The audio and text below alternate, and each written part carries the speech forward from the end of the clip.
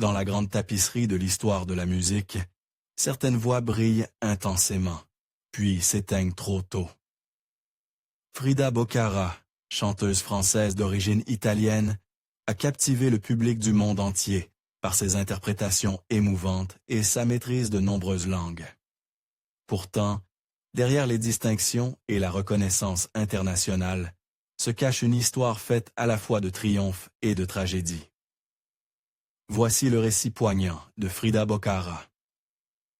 Un parcours de passion, de persévérance et d'une fin prématurée. Jeunesse et racines musicales.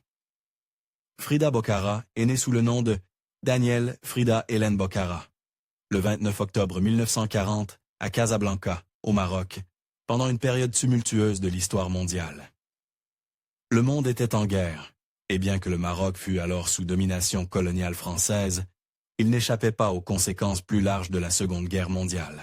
Frida, issue d'une famille juive d'origine italienne, se trouvait au carrefour de plusieurs identités, européennes, nord-africaines, juives et méditerranéennes. Sa famille venait à l'origine de Livourne, une ville portuaire de Toscane, en Italie, où une importante communauté juive avait prospéré pendant des siècles. À la recherche de meilleures opportunités, et peut-être pour fuir les tensions politiques croissantes en Europe, ses ancêtres avaient émigré d'abord en Tunisie, puis s'étaient installés au Maroc. Grandir à Casablanca dans les années 1940 et 1950, c'était vivre dans une ville cosmopolite unique. Casablanca était un creuset culturel. L'influence coloniale française se mêlait aux traditions arabes, à l'héritage berbère et à une forte présence juive. Frida a été élevée dans cet environnement culturellement riche, où la musique de l'Orient et de l'Occident, sacrée comme profane, cohabitaient souvent. Mélodies séfarades traditionnelles, makam arabe, chansons françaises et airs de jazz américain diffusés à la radio faisaient tout partie du paysage sonore de son enfance. Dans sa famille, la musique n'était pas un simple bruit de fond, elle était au cœur de la vie quotidienne. Son frère, Jean-Michel Braque, était un pianiste et compositeur talentueux, tandis que sa sœur, Lina Boccara, également douée, deviendra plus tard une professeure de piano respectée et une autrice de livres de théorie musicale pour enfants. L'éveil musical de Frida est survenu très tôt. D'après plusieurs témoignages, elle chantait déjà étant enfant, se produisant devant les membres de sa famille lors des réunions familiales. Sa voix, même à cet âge, était décrite comme puissante, précise et d'une émotion rare pour une si jeune fille. Un moment décisif de sa jeunesse survint lorsqu'elle fit une rencontre brève mais marquante avec Buck Ram, un présario américain et manager du célèbre groupe The Platters, l'un des ensembles vocaux les plus populaires des années 1950. Les Platters donnaient un concert à Casablanca, et l'adolescente Frida se retrouva d'une manière ou d'une autre dans l'entourage de ce groupe légendaire. Buck Ram, reconnu pour son œil affûté, aurait été frappé par son enthousiasme et son potentiel. Il l'encouragera à poursuivre une carrière musicale et lui suggéra même d'envoyer une maquette à Paris, où il allait bientôt voyager avec les Platters. Malheureusement, lorsque Frida eut terminé son enregistrement et se prépara à le contacter, Buck Ram était déjà parti pour une longue tournée internationale. Pourtant, cette validation planta une graine dans son esprit. Elle pouvait et devait poursuivre une carrière professionnelle dans la musique. À la fin des années 1950, Frida avait obtenu son baccalauréat et prit la décision capitale de quitter Casablanca. Avec son frère et sa sœur, elle s'installa à Paris, ville qui était alors le cœur battant des arts et de la culture en Europe. Elle s'inscrivit au prestigieux Petit Conservatoire de la chanson, dirigé par la célèbre chanteuse Mireille Artuche. En parallèle, elle suivit une formation classique de chant lyrique en tant que soprano et forma même un trio musical avec son frère et un autre étudiant du conservatoire. Elle obtint également un diplôme en lettres classiques, témoignant de sa profondeur intellectuelle et de son amour des langues, des qualités qui allaient définir son style d'écriture et d'interprétation. À la poursuite de l'excellence musicale, arriver à Paris au début des années 1960 fut à la fois exaltant et intimidant pour Frida Bocara. La capitale française vibrait d'une énergie créative dans les années d'après-guerre, devenant un centre névralgique pour la musique d'avant-garde, le cinéma, la littérature et les arts visuels. Mais pour une jeune femme venue de Casablanca qui tentait de percer dans l'industrie musicale très concurrentielle, Paris était aussi un lieu d'épreuve et de jugement. Pourtant, Frida possédait deux atouts essentiels, une voix exceptionnelle et un profond sentiment de vocation nourri par son histoire familiale et ses premières expériences. Elle entama alors une formation rigoureuse en s'inscrivant dans deux institutions majeures qui allaient offasonner sa carrière, l'Auditorium des jeunes artistes et le Petit Conservatoire de la chanson. Dans ce dernier, dirigé par la chanteuse et parolière Mireille, Frida fut initiée à des techniques vocales exigeantes, à la diction, à la présence scénique et à l'interprétation. L'école de Mireille était réputée dans les cercles musicaux français pour former des chansonniers de haut niveau, et Frida s'y distingue rapidement. Parallèlement, elle poursuivait un apprentissage du chant lyrique, en tant que soprano, élargissant son registre vocal et maîtrisant des œuvres complexes du répertoire opératique et du lied. Cette base classique l'accompagnerait tout au long de sa carrière et influencerait de nombreuses de ses œuvres, mais l'instructure pop et motifs issus de la musique savante de Bach et Mozart à Smetana et Villa-Lobos. Le moment décisif arriva en 1960 lorsqu'elle enregistra une version de Paris mes amours, accompagnée du célèbre pianiste de jazz Léo Tcholiak. Le titre figura sur le 19e volume de la série de disques vinyles Le Petit Conservatoire de la chanson, lui offrant une première exposition à l'échelle nationale. Ce ne fut pas un succès commercial, mais cela annonçait déjà sa signature artistique. Des ballades profondément émotionnelles, aux arrangements élégants et aux paroles poétiques. Son premier véritable succès arriva en 1961 avec la chanson « Cherbourg avait raison », une collaboration avec les paroliers Eddie Marnet et Jacques Larue et le compositeur Guy Magenta. Le titre connut un grand succès en France et lui valut une place convoitée dans le marathon de la chanson française, organisé par RTL. La chanson resta classée pendant 24 semaines consécutives, aux côtés de géants comme Charles Aznavour, Gilbert Bécaud et les compagnons de la chanson. Une prouesse remarquable pour une artiste encore nouvelle sur la scène. Ce succès précoce lui ouvrit les portes de la scène internationale. Frida participa à plusieurs festivals de chansons méditerranéens, notamment à Barcelone et à Majorque, où sa présence scénique et sa maîtrise des langues furent particulièrement remarquées. Au festival de Palma de Majorque, elle remporta le Grand Prix, ce qui lui valut un contrat avec Discos Belter, la principale maison de disques espagnols. Bientôt, sa musique fut diffusée sur presque toutes les grandes stations de radio espagnoles et ses apparitions dans l'émission Les Amis du lundi sur TVE la firent connaître d'un large public ibérique. Sa notoriété ne se limita pas à l'Espagne. Elle se produisit également dans de grands festivals d'Europe de l'Est, notamment à Sofia, en Bulgarie. Une prouesse rare à l'époque pour une artiste occidentale, encore plus pour une femme juive. Cela préfigurait son futur succès en Union soviétique, où elle deviendrait l'une des rares chanteuses françaises à percer, vendant plus d'1 million de disques, rien qu'en Russie. En 1964, elle fit sensation au prestigieux festival de Sanremo en Italie, émouvant le public avec son interprétation du titre « Le dernier tram ». Même si son style de chanson poignante semblait à contre-courant à l'heure de la vague rock britannique et de la soul américaine, Frida démontra que l'émotion pure et la technique irréprochable pouvaient encore conquérir les cœurs. Ses interprétations de l'amour, de la perte et de la mémoire touchait un public bien au-delà des frontières. Durant cette période, elle affina son identité artistique. Frida ne cherchait pas à suivre les modes passagères, ni à se façonner une image glamour.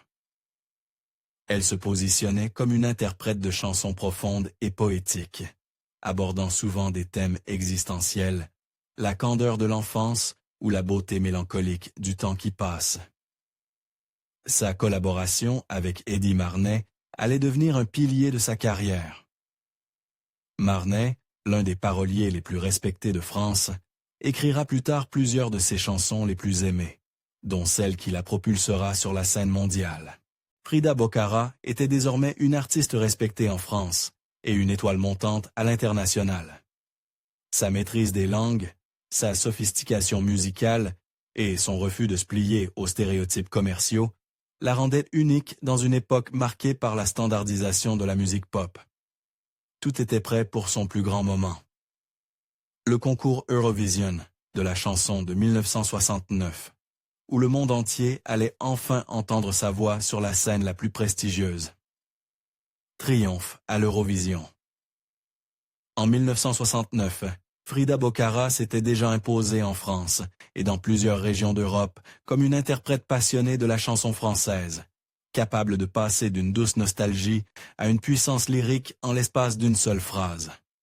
Pourtant, malgré ce prestige croissant à l'international, elle restait relativement méconnue du grand public en dehors du monde francophone.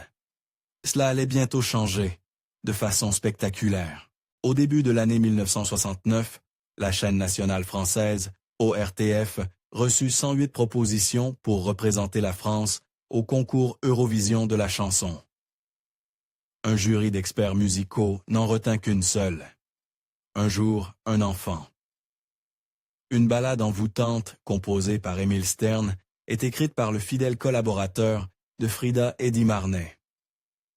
Cette chanson se distinguait radicalement du style habituel de l'Eurovision. Alors que de nombreux concurrents misaient sur des mélodies accrocheuses et des paroles amoureuses simplistes, un jour, un enfant adoptait un ton profond, presque philosophique. Le texte évoquait l'innocence et l'émerveillement de l'enfance, suggérant que le monde, vu à travers les yeux d'un enfant, restait pur, intact et rempli d'éblouissement. L'orchestration était somptueuse, le tempo mesuré et la mélodie doucement mélancolique, presque comme une berceuse pour adultes. Lors de son interprétation, le 29 mars 1969 à Madrid, Frida livra une performance magistrale. Vêtue d'une robe simple mais élégante, elle demeura presque immobile sur scène, laissant sa voix transmettre tout le poids émotionnel des paroles. Il n'y avait aucun artifice, pas de feu d'artifice, pas de danseurs, aucune mise en scène excessive, juste Frida et la musique. Cette sobriété la fit immédiatement ressortir. Ses notes vibrantes semblèrent d'un flotter au-dessus du public, plongeant les spectateurs dans un moment de contemplation. L'impact fut immédiat. Lors du dépouillement des votes, un événement sans précédent se produisit. Un jour, un enfant termina à la première place. Mais pas seul. Frida Boccara partagea la victoire avec 3 autres concurrents. Lulu pour le Royaume-Uni, Lénicure pour les Pays-Bas et Salomé pour l'Espagne. Ce fut la seule fois dans l'histoire de l'Eurovision que 4 pays se retrouvèrent ex aequo. Un résultat si surprenant que le système de vote fut ensuite modifié pour éviter un tel scénario à l'avenir.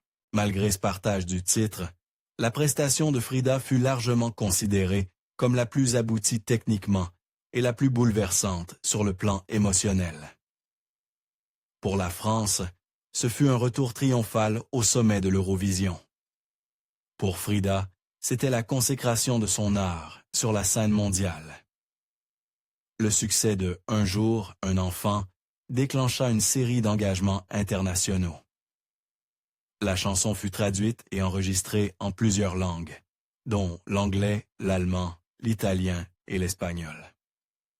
Elle se classe à en tête des palmarès dans plusieurs pays, et devint l'une des chansons les plus diffusées à la radio française pendant plusieurs semaines après le concours. Cette victoire valut également à Frida des distinctions prestigieuses, dont le Grand Prix du disque de l'Académie Charles Cros, la plus haute récompense pour l'enregistrement musical en France. Le 33 tours, portant le même nom que la chanson gagnante, devint un objet de collection. Soudain, des scènes autrefois inaccessibles devinrent réalité. Frida fut invitée à se produire à l'Opéra de Sydney, à la Place des Arts de Montréal et même en Amérique latine, notamment au Mexique et au Brésil, où la chanson française connaissait une véritable renaissance culturelle. Elle devint l'une des rares artistes européennes diffusées en Union soviétique, preuve de son attrait universel et apolitique, et de sa capacité à toucher au-delà des barrières linguistiques et idéologiques.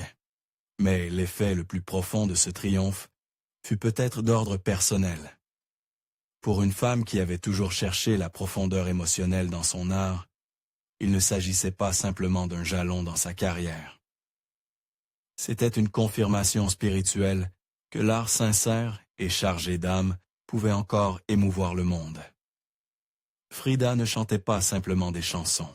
Elle incarnait quelque chose d'intemporel, le désir de simplicité, d'espoir et de beauté dans un monde trop souvent pressé pour les remarquer. Carrière internationale et polyvalence artistique. La victoire de Frida Bocara à l'Eurovision en 1969 ne fut pas simplement un jalon dans sa carrière. Ce fut le début d'un nouveau chapitre, celui où elle passa du statut de chanteuse prometteuse de chansons françaises à celui d'ambassadrice musicale reconnue dans le monde entier. Contrairement à de nombreux lauréats de l'Eurovision, dont la renommée s'estompe rapidement, Frida se tirait parti de son moment avec dignité, lucidité stratégique et un engagement artistique sans relâche. Elle ne courait pas après les modes, elle traçait sa propre voie, empreinte de sophistication, d'authenticité émotionnelle et de diversité musicale. Sa voix devint un véritable passeport. Grâce à sa maîtrise impressionnante des langues, Frida chantait en 13 langues, dont le français, l'anglais, l'espagnol, l'allemand, l'italien, le russe, le portugais, l'hébreu et l'arabe. Elle franchissait aisément les frontières culturelles. Sa capacité à s'adresser directement au public dans leur langue maternelle créait un sentiment d'intimité et de connexion que peu d'artistes pouvaient égaler. Cela lui ouvrit aussi les portes de scène et d'ondes, qui, à l'époque, restaient souvent fermées aux chanteurs français. L'un de ses premiers concerts majeurs après l'Eurovision se déroula à l'Opéra de Sydney, où sa prestation fut saluée non seulement pour sa puissance vocale, mais aussi pour sa présence scénique sobre et quasi sacrée. À la Place des Arts de Montréal, elle se produisit devant des salles combles, offrant la chanson française à un public canadien déjà conquis par la poésie lyrique et la clarté vocale. En Amérique latine, elle séduisit les auditeurs avec des interprétations passionnées de chansons comme « Pour vivre ensemble », qui atteignit les sommets des palmarès dans plusieurs pays hispanophones. Mais c'est peut-être en Union soviétique que son accueil fut le plus surprenant. Au début des années 1970, Frida Bocara devint l'une des rares artistes occidentales à jouir d'une popularité durable derrière le rideau de fer. Le public soviétique fut touché par la sincérité et la pureté de sa musique, en harmonie avec ses propres sensibilités culturelles. Ses disques se vendirent à plus d'1 million d'exemplaires en Russie. Un exploit remarquable, surtout pour une femme juive, dans un contexte où les minorités religieuses et ethniques subissaient censure et discrimination. Son choix de chanter en russe et de s'adapter aux traditions locales, sans jamais renier son identité artistique, lui valut une fidélité qui perdura jusqu'à sa mort. La polyvalence stylistique de Frida fut l'un de ses plus grands atouts. Elle ne se limita jamais à un seul genre ni à un public unique. Durant les années 1970 et 1980, elle continua à enregistrer des albums et a interprété des œuvres qui brouillaient les frontières entre musique classique et musique populaire. Nombre de ses chansons puisaient dans des thèmes classiques, Bach, Mozart, Beethoven, Corelli, Grieg ou Telemann, qu'elle revisitait à travers son regard de chanteuse contemporaine. Elle transformait des mélodies classiques en chansons modernes avec de nouvelles paroles, insufflant une nouvelle vie à des compositions vieilles de plusieurs siècles. Ce procédé se manifesta notamment dans les 4 chemins de l'amour et 1000 fontaines qui mariaient structure baroque, orchestration moderne et lyrisme français. Mais Frida ne se cantonnait pas à l'élitisme musical. Elle explorait également le jazz avec des titres comme Autrefois et Armstrong. Des chansons d'inspiration folklorique telles que La Ronde aux chansons, ou encore le théâtre musical interprétant des extraits de West Side Story et des musiques de films français. Sa chanson « Venise va mourir », tirée du film « Mort à Venise » et Angélique Marquise des Anges, inspirée de la saga historique du même nom, révélait une dimension cinématographique à son art. Émotive, majestueuse et intemporelle. Tout au long de cette période, elle collabore avec les plus grands talents en France et à l'étranger. Eddie Marnay resta son principal parolier, écrivant des textes délicats et existentiels qui faisaient écho à sa voix introspective. Des compositeurs comme Michel Legrand, Michel Magne, Nino Rota ou Mikis Theodorakis travaillèrent avec elle, séduits par sa sincérité et son intelligence musicale. Ses arrangements étaient bien souvent confiés à Alain Goraguer et à son frère Jean-Michel Braque, dont les orchestrations sensibles laissaient à sa voix toute la place pour s'épanouir.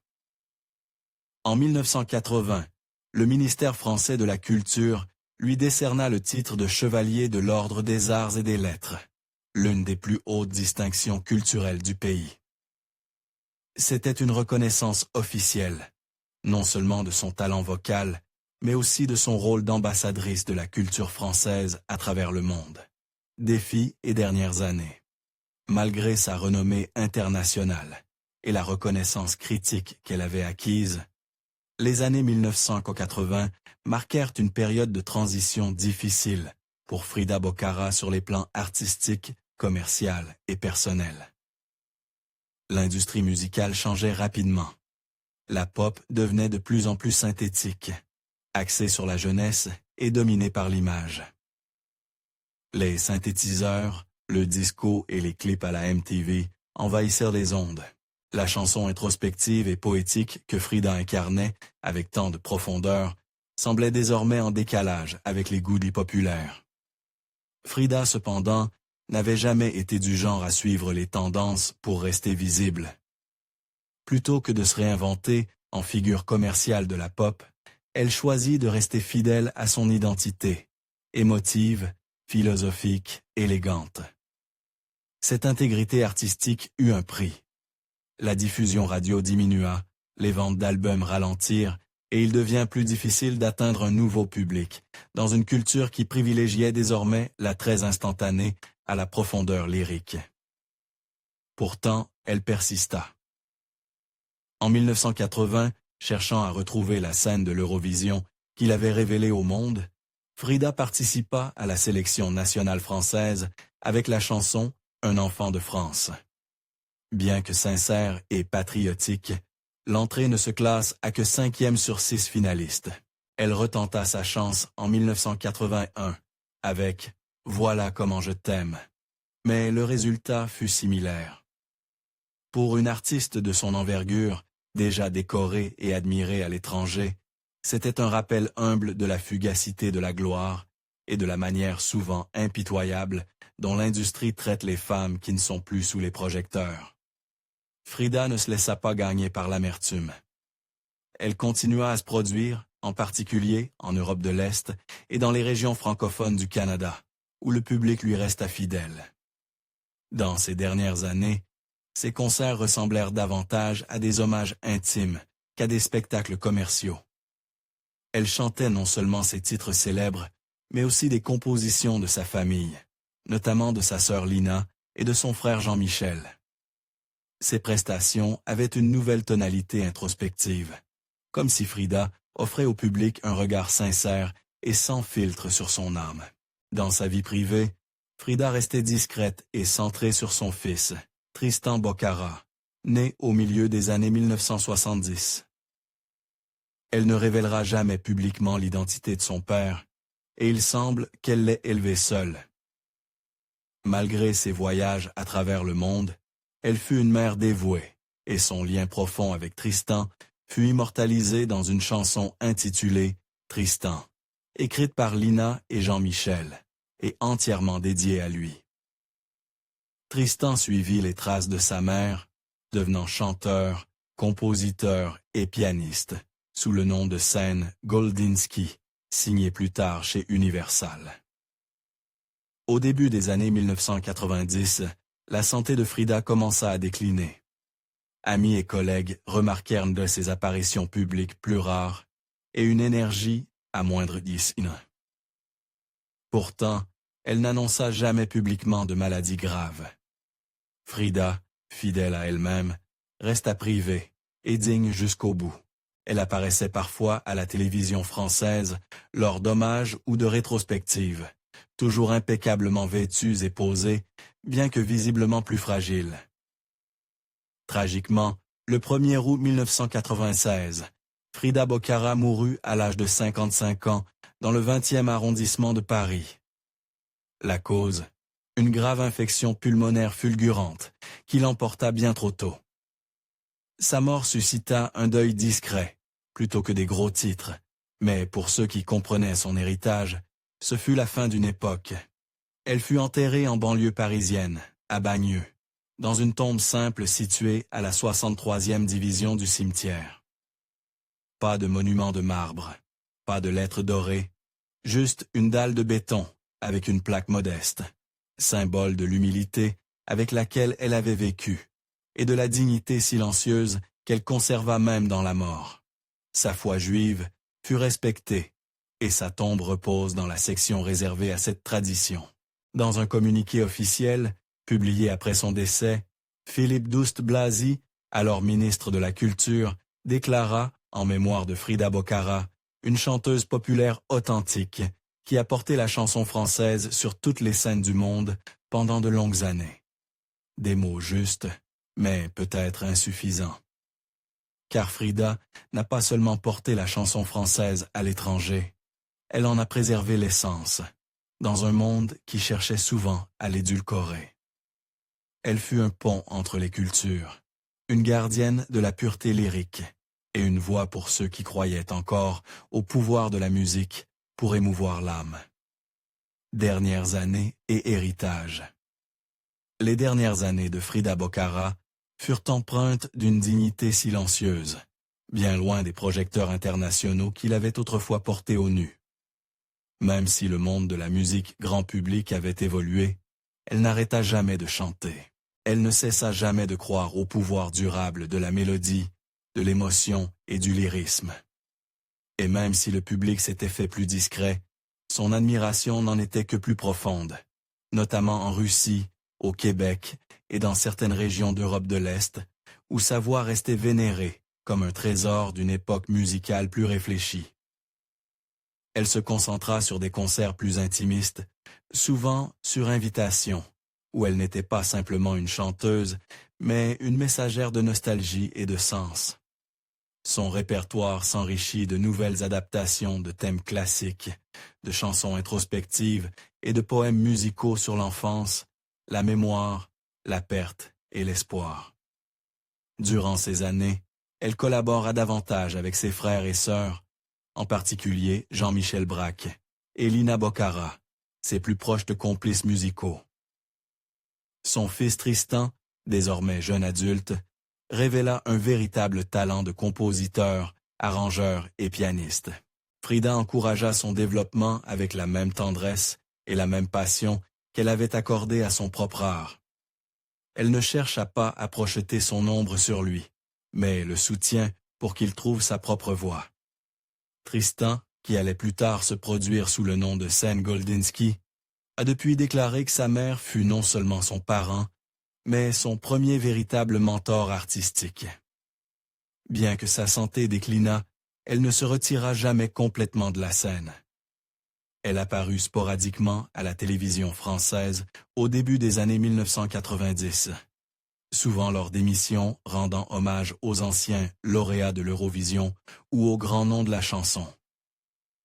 Sa présence y était royale mais discrète, une preuve de la grâce avec laquelle elle vieillissait, sans s'accrocher à la célébrité ni regretter ce qui s'était effacé.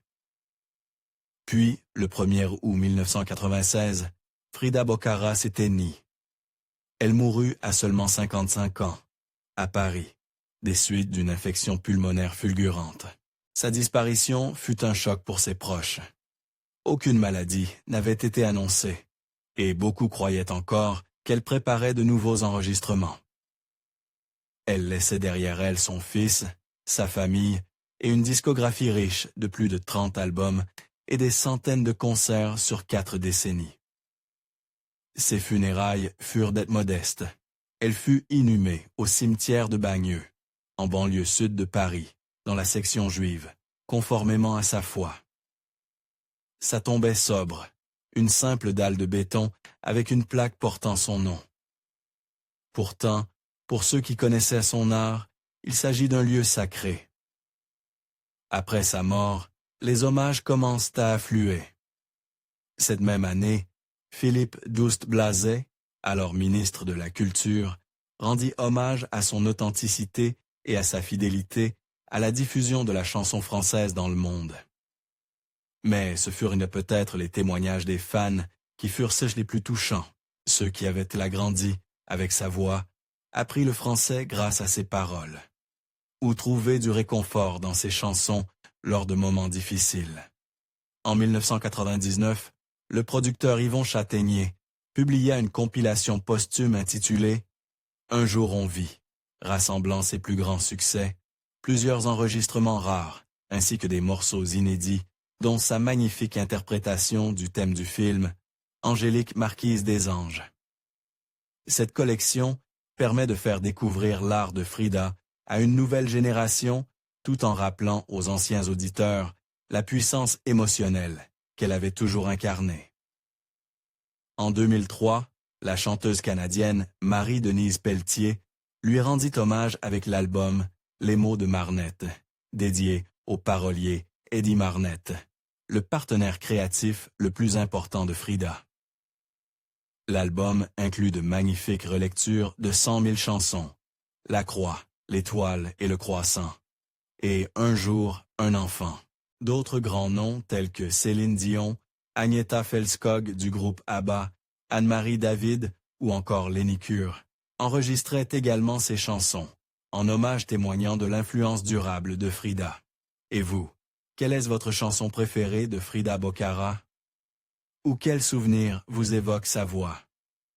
Partagez vos pensées en commentaire. Et si cette histoire vous a touché, n'oubliez pas de liker, de vous abonner et d'activer la cloche pour ne rien manquer de nos prochaines vidéos.